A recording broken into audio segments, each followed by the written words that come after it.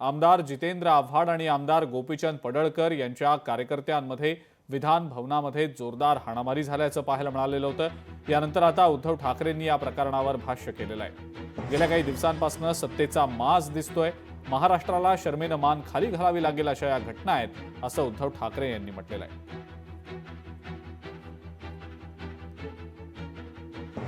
सत्ताधाऱ्यांचा जो काही एक माज आहे, मी याला राजकारण मानत नाही, मी याला सत्तेचं माजकारण म्हणतोय। सत्तेचा आलेला माज आहे। संपूर्ण देशात महाराष्ट्राला शर्मेने मान खाली घालावी लागेल अशी ही काही दिवसातली मालिका होती घटनांची। आपली सत्ता आलीच पाहिजे म्हणून गुंडांवरती असलेले गुन्हे, एक तर त्यांना धमक्या दिल्या जाणं की तू आमच्याकडे नाही तर तुरुंगात जा।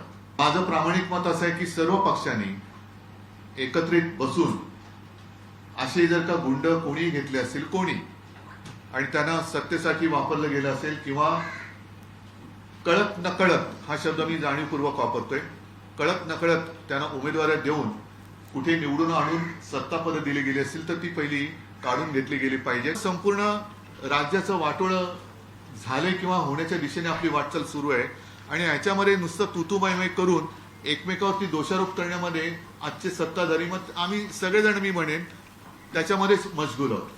जनसुरक्षेचं जर का तुम्ही म्हणाल त्याच्यावरती मी माझं मत परफेक्टपणाने मांडलेलं आहे की कडवे डावे, मग काल मारामारी केली ते कोण होते?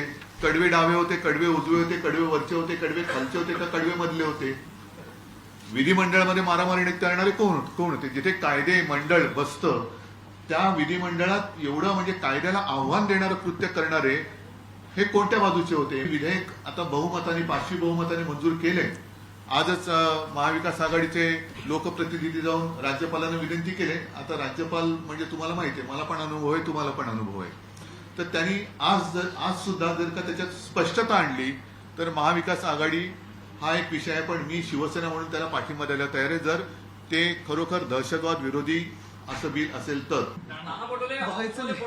आम्हाला बघायची इच्छा नाहीये त्याच्यावर परस्पर, आम्हाला पेनड्राईव्ह बघण्यात इंटरेस्ट नाहीये। ऐका, आम्हाला पेनड्राईव्ह बघण्यात इंटरेस्ट नाही, पेनड्राईव्ह मध्ये जे आहेत त्यांच्यावरती कारवाई झालेली बघण्यात इंटरेस्ट आहे। लोकशाही मराठी ऐका, पहा, जागरूक रहा।